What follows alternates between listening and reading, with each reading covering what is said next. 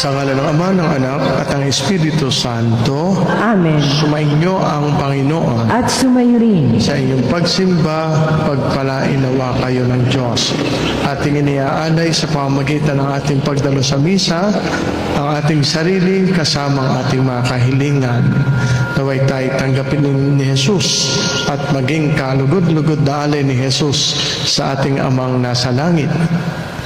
Ating ipagdasal at ialay ang misang ito para sa mga naghandog ng pamisa at para sa mga pinatutungkulan ng misang ito. Naway bunga ng kanilang pagpapamisa, sila'y magkamit ng mga pagpapanang kailangan nila at patuloy na makadama ng aktibong paggalaw ng Diyos sa buhay nila at ng kanilang pamilya. Ang pagpapamisa nawa nila'y magpadaloy ng pagpapanang masagana para sa kanila. Humingi muna tayo ng tawad sa Diyos at tingin natin ang tulong ni San Juan Bosco, yamang siya ating ginobinita ngayon, sa pagtataas sa Diyos ng ating mga kahilingan. Inaamin ko Sa makapangyarihang Diyos at sa inyo mga kapatid, na lubha akong nagkasala sa isip, sa salita, sa gawa, at sa aking pagkukulang. Kaya'y sinasamo ko sa mahal na Birheng Maria, sa lahat ng mga anghel at mga banal, at sa inyo mga kapatid, na ako'y panalangin sa Panginoong ating Diyos. Kaawaan tayo ng makapangyarihang Diyos. Patawarin tayo sa ating mga kasalanan at patubayan tayo sa buhay na walang hanggan. Amen.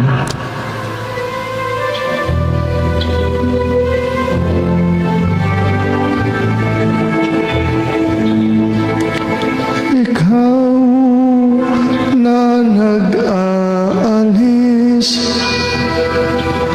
ng mga kasalanan ng mundo, Panginoon, maawa ka sa amin.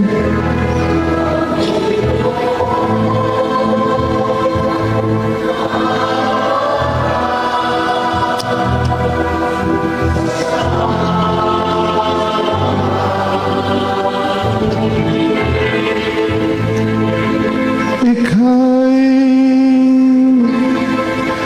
tagahilom namin makasalanan. O Kristo, maawa ka sa amin.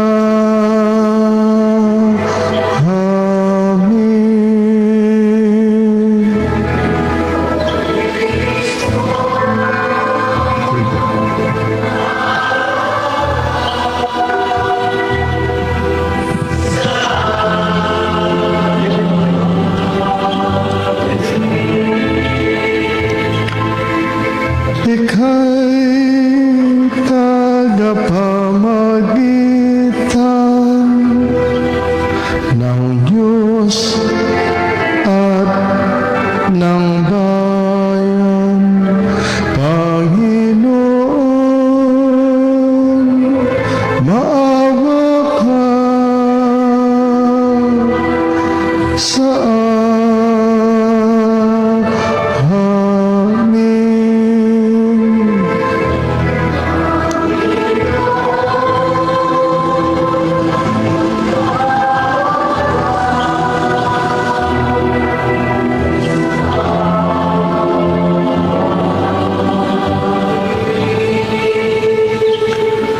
Manalangin tayo. Ama naming makapangyarihan, inantig mo ang paring si San Juan Bosco upang maging ama at guro sa mga kabataan. Ipagkaloob mong kami madarang ng lingas ng pag-ibig na sa kanya'y nagpaalab para ang kapwa'y pagmalasakitan at ikaw ay mapaglingkuran. Sa pamamagitan ni Jesucristo, kasama ng Espiritu Santo, magpasawalang hanggan. Amen.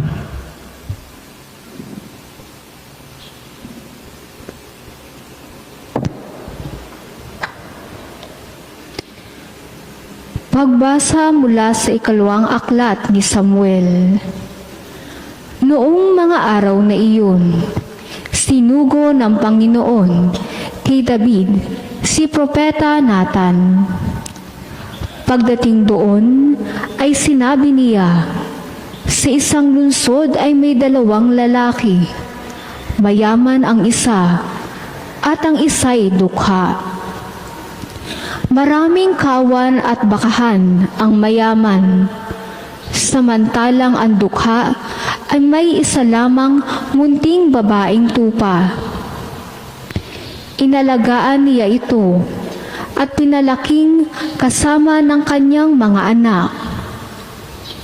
Pinapagko niya itong parang anak na babae. Isinasalo sa pagkain at pinaiinom. Minsan, may manlalakbay na naging panauhin ang mayamang nabanggit. Sa halip na sa kanyang kawan kumuha ng hayop na papatayin, ang kaisa-isang tupa ng dukhang iyon ang kanyang kinuha. At iyon ang inihanda niya para sa kanyang panauhin. Napasigaw sa galit si David. Naririnig tayo ng Panginoon. Ang taong iyo'y dapat na mamatay. Kailangang magbayad siya ng 4 na ibayo sa kanyang ginawa, sapagkat inapi niya ang dukha. Sinabi agad ni Nathan kay David, "Kayo ang lalaking iyon. Ito ang sinabi sa inyo ng Panginoon. Yamang ako'y itinakwil at kinuha mo ang asawa ni Urias. Tandaan mong laging may mamamatay sa patalim sa iyong sambahayan." Sinabi pa rin ng Panginoon, "Pagkakagalitin ko ang iyong sambahayan, sa harapan mo'y ibibigay ko sa iba ang iyong mga asawa, at sisipingan sila kahit araw. Ginawa mo ito ng lihim. Hayag kitang parurusahan at makikita ng buong Israel." Sinabi ni David kay Nathan, "Tunay akong nagkasala sa Panginoon." Sumagot si Nathan, "Kung gayoy, pinatatawag ka na niya at hindi ka mamamatay. Gayunman, yamang nilapastangan mo ang Panginoon, ang magiging anak mo ang mamamatay." At umuwi si Nathan. Tulad ng sinabi ng Panginoon, ang anak ni David sa asawa ni Urias ay nagkasakit ng malubha. Dumalangin si David para gumaling ang bata. Nagdamit siya ng sako at nag-ayuno, at sa lupa nahiga ng gabing iyon. Lumapit sa kanya ang matatanda sa palasyo at hinimok siyang bumangon. Ngunit tumanggi siya. Aayaw rin niyang kumain. Ang salita ng Diyos. Ang Panginoon, At sumayo rin. ang mabuting balita ng ating Panginoon ayon kay San Marcos. Papuri sa iyo, Panginoon. Noong araw na iyon, habang nagtatakip silim na, sinabi ni Jesus sa kanyang mga alagad, "Tumawid tayo sa ibayo." Kaya't iniwan nila ang mga tao at sumakay sa bangkang kinalululanan ni Jesus upang itawid siya. May kasabay pa silang ibang mga bangka. Dumating ang malakas na alon o unos. Hinampas ng malalaking alon ang bangka. Ano pat halos mapuno ng tubig. Si Jesus na may nakahilig sa may hulihan ng bangka, natutulog. Ginising siya ng mga alagad, "Guro," anila, "hindi ba ninyo alintana? Lulubog na tayo." Bumangon si Jesus at iniutos sa hangin, tigil. At sinabi sa dagat, tumahimik ka. Tumigil ang hangin at tumahimik ang dagat. Pagkatapos, sinabi niya sa mga alagad, bakit kayo natatakot? Wala pa ba kayong pananalig? Sinidlan sila ng matinding takot at panggigilalas at nagsabi sa isa't isa, sino nga kaya ito? At sinusunod maging ng hangin at ng dagat. Ito mga kapatid ang mabuting balita ng ating Panginoon. Pinupuri ka namin, Panginoong Hesukristo. Okay. Magandang umaga po sa inyong lahat. Magandang umaga po. At sa mga kaisa natin sa misa sa pamamagitan ng online mass, magandang buhay po. Tingnan natin kung ano ang itinuturo sa atin ng Diyos sa pamamagitan ng banal na ebanghelyo na inyong napakinggan. At ito'y istorya ng paglalakbay ni Jesus kasama ang kanyang mga alagad sa pamamagitan ng bangka. Malimit naman silang gayon. Sumasakay ng bangka. Marahil bunga ng pagod, si Jesus ay doon sa bandang hulihan para matulog, magpahinga. Subalit, sa kanilang paglalakbay, sinalubong sila ng malalakas na alon, malakas na hangin, at nasidla ng takot ang mga alagad sapagkat halos lulubog na. Kaya ginising nila si Jesus, pinuntahan. Hindi mo ba alintana? Lulubog na tayo. Tumindig si Jesus. Hindi na maraming salita. Isang salita lang. Tumigil ka. Tumahimik ka. At nanahimik ang dagat. Talagang ang Diyos ay Diyos na makapangyarihan.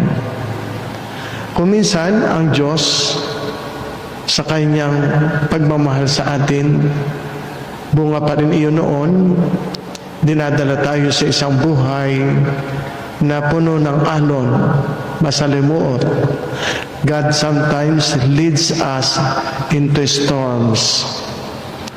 And the only way God shows us He is in control is to put us in situations we cannot control, katulad ng mga problema sa buhay.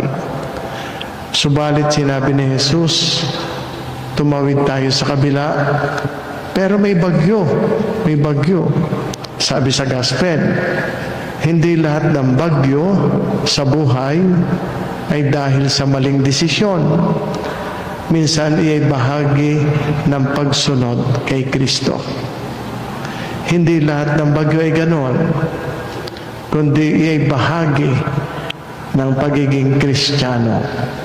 Sabi nga, madaling maging Kristiyano, mahirap magsabuhay nito, sapagkat ang mabuhay sa daigdig ay laging mabuhay sa mga pasakit at problema. At kapag wala tayong kontrol, doon ipinakikita ng Diyos na siya ay may kontrol sa lahat. Anything that is under God's control will never be out of control. Kaya napakahalaga ni Jesus, makapangyarihan Diyos sa buhay ng tao. Ang ating takot at pangamba ay lumalago, lumalaki ang takot natin at pangamba kapag ang pananampalataya natin ay natutulog. Kaya dapat gising ang ating pananampalataya. Marahil yun ang itinuturo ng kilos ni Jesus kung bakit siya natulog. Para sabihin, matatakot tayo kapag ang ating pananampalataya ay tulog. Kaya fear grows when faith sleeps. Natakot ang mga alagad kahit kasama nila si Jesus sa bangka. Ang takot ay normal, natural, pero ito hindi dapat manatili. A day of worry is more exhausting than a day of work. Talagang nakakapagod. Ayan, pag ang focus ng tao ay laging nasa problema, laging nasa mga alon at hanging malalakas sa buhay natin, talagang mapapagod ang tao. Kaya nga kapag ang focus natin ay sa Diyos, nawawala ang takot, maging ang pagod. Kaya mismong si Jesus ay nagsabi, lumapit kayo sa akin, kayo napapagod at napapagal. Nabibigatan sa inyo mga dalahin, kayo papapagpahingahin ko. Kaya pinapatay ng pananampalataya ang lahat ng pangamba. Inaalis ng pananampalataya ang lahat ng takot. Ayan. Ang panalangin ay nakapagpapaging matatag sa tao sa harap ng kanyang mga pagsubok sa buhay. Kaya mahalagang ang tao pag may problema ay marunong magdasal, marunong lumapit sa Diyos. Merong mga taong sa halip na nagdadasal, nagtatampo at lumalayo sa Diyos. Sabi ay hindi gayon. All the more na kailangan natin ang Diyos. And we are twice armed if we fight with faith. Pray and fight your battles on your knees. Luluhod, magdadasal. Gawing bahagi iyan ng buhay. Hindi sila natalo ng bagyo sapagkat lumapit sila kay Jesus. Tinawag nila si Jesus. Ang tunay na laban ay hindi sa labas, kundi sa pananalangin. Ibig sabihin, ang tunay na tagumpay sa laban sa mga pagsubok sa buhay ay kaya mapagbuhagian ng tao sa pamamagitan ng dasal. Let your faith work. Focus on God's ability, not on the storm's intensity. Yan ay isa rin sa message ng gospel. When troubles come, focus on God's ability to care for you. At masaya ang Diyos na pinaglilingkuran at inaalagaan tayo. Kaya nga isang salita lang ni Jesus, tumigil ka, tumahimik ka, at nanahimik ang bagyo. Hindi niya kailangan ng mahabang paliwanag para patunayan ang kapangyarihan niya. Para bagang sinasabi sa atin ng pagpapatigil niya ni Jesus sa bagyo, relax ka lang, sagot kita. Ito ang mensahe ng Diyos. God is always in control and He is always on time. His time is always perfect. No matter what you are facing, God has it all under control. And His timing is, yes, always perfect. Maaring akala mo late si Jesus, pero never siyang mali. Ang tanong niya sa dulo ay, nasaan ang iyong pananampalataya? Hindi niya tinanong kung gaano kalaki ang bagyo, kundi kung gaano siya pinagkakatiwalaan ng kanyang mga alagad. Kaya nga may bagyo man o wala sa buhay ng tao, lagi nating kasama si Jesus. Isang tawag lang, solve agad. Kung kasama mo siya, hindi ka lulubog. Sa ating pag-aalay, tayo naway lalo pang pasaganain ng Diyos. Ang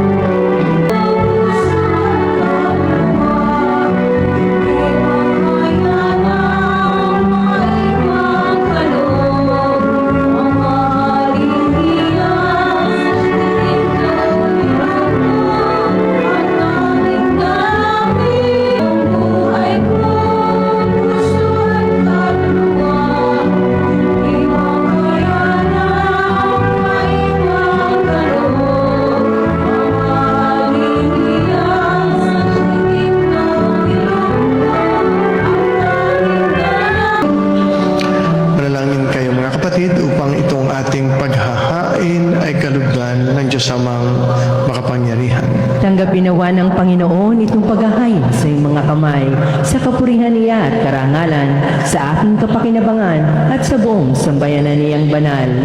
Manalangin tayo. O manaming lumikha, dumudulog kami sa iyong kadakilaan upang ang kapangyarihan mong ipinahahayag ay sa paghahain ng mga alay para gunitain ang banal na paring si San Juan Bosco at magdulot sa amin ng pakikinabang sa kaloob mong kaligtasan sa pamamagitan ni Jesucristo kasama ng Espiritu Santo magpasawalang hanggan. Amen. Sumainyo ang Panginoon. At sumayo rin. Itaas sa Diyos ang inyong puso at diwa. Tinaas na namin sa Panginoon. Pasalamatan natin ang Panginoong ating Diyos. Marapat na siya ay pasalamatan.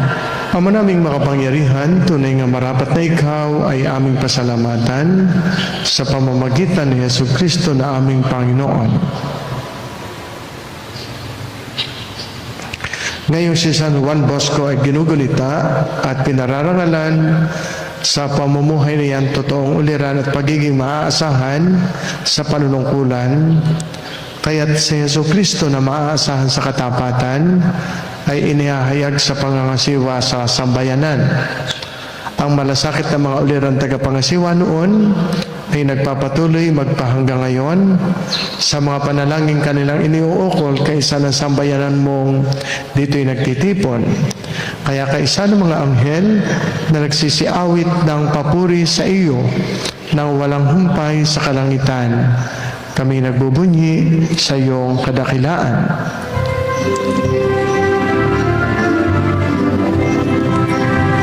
Banal ka, poong may kapal, banal ang iyong pangalan, banal ang iyong kaharian, langit lupa'y nagpupugay sa iyong kadakilaan.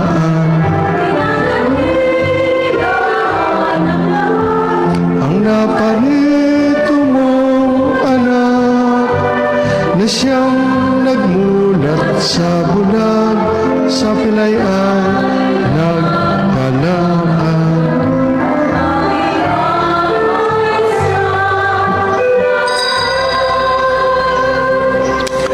Ama naming banal, ikaw ang bukal ng tanang kabanalan, kaya't sa pamamagitan ng iyong Espiritu, gawin mong banal ang mga kaloob na ito upang para sa amin maging katawan at dugo ng aming Panginoong Jesucristo. Bago niya pinagtiis ang kusang loob na maging handog, hinawakan niya ang tinapay, pinasalamatan kaniya, pinaghati-hati niya iyon, iniabot sa kanyang mga alagad at sinabi, tanggapin ninyong lahat ito at kanin. Ito ang aking katawan na ihahandog para sa inyo.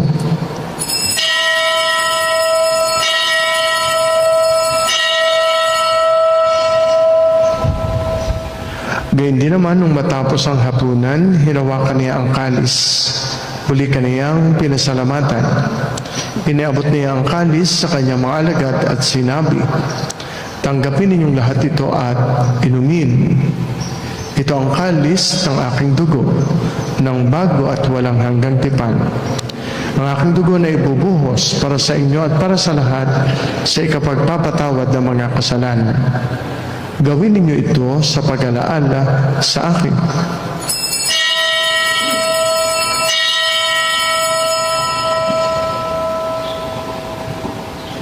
Sama-sama nating ipagbunyi ang misteryo ng ating pananampalataya. Namatay si Kristo ay nabuhay.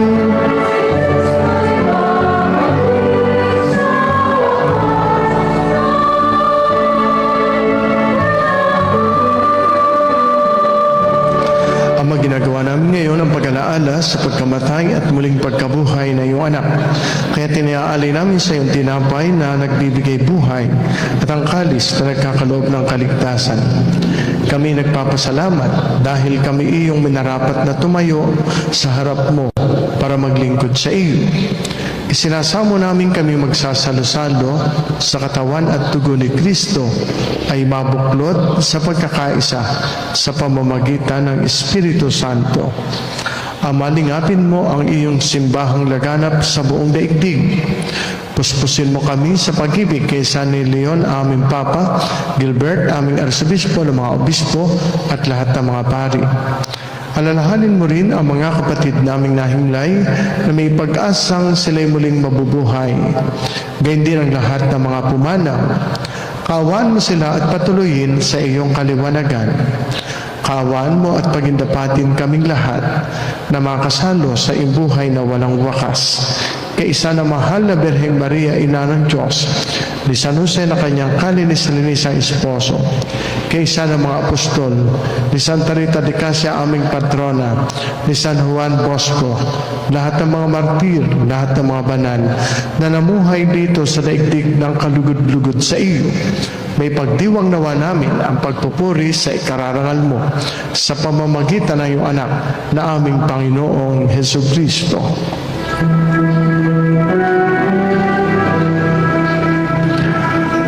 Sa pamamagitan ni Kristo, kasama niya at sa Kanya, ang lahat ng parangal at papuri ay sa iyo, Diyos Ama, makapangyarihan, kasama ng Espiritu Santo, magpasawalang hanggan.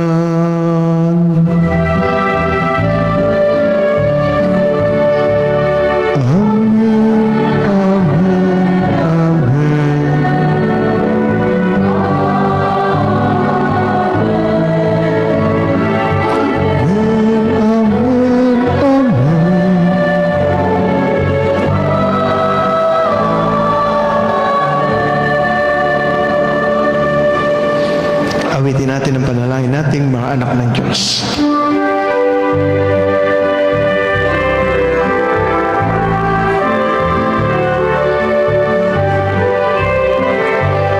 Ama namin, sumasalangit ka, sambahin ang ngalan mo.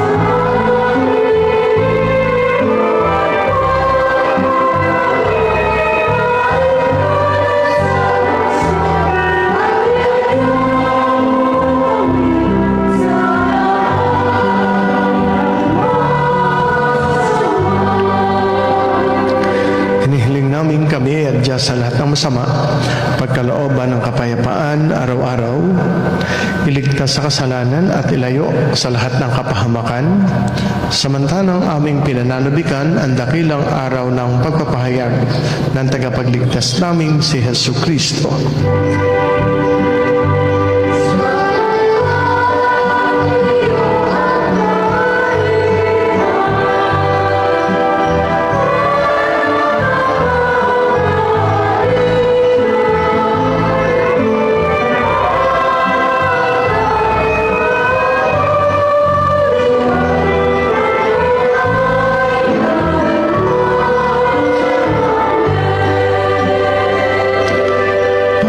Panginoong Hesukristo, sinabi mo sa iyong mga apostol, kapayapaan ang iniiwan ko sa inyo. Ang aking kapayapaan ang ibinibigay ko sa inyo. Tunghayan mo ang aming pananampalataya, huwag ang aming mga pagkakasala. Pagkalooban mo kami ng kapayapaan at pagkakaisa ayon sa iyong kalooban, kasama ng Espiritu Santo, magpasawalang hanggan. Amen. Ang kapayapaan ng Panginoon ay laging sumainyo. At sumayo rin. Magbatian tayo, maghangad ng kapayapaan sa isa't isa. Sumainyong lahat ang kapayapaan. Pagbati rin sa mga sumisimba via online.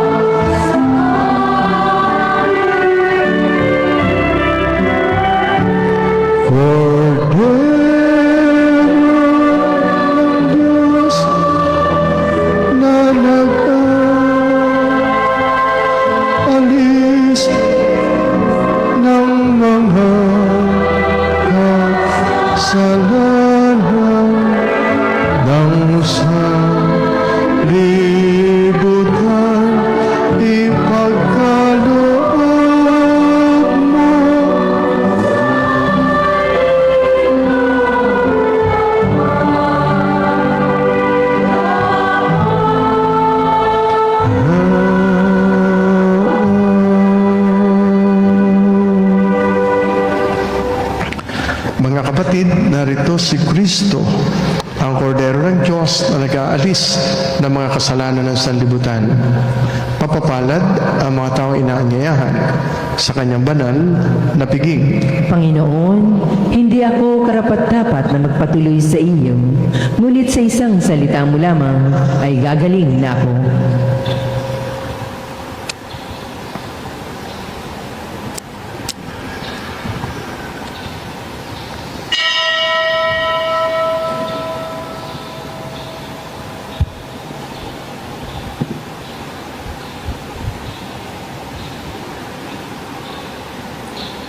Katawan ni Kristo, Amen.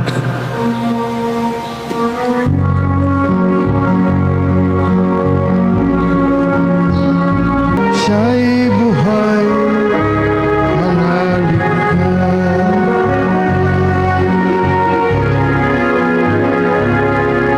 At ngayon,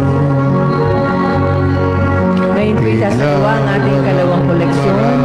Lalaan para sa mga may sakit at retiradong pari ng ating si Diyos. ngunit Maraming salamat. manalangin tayo.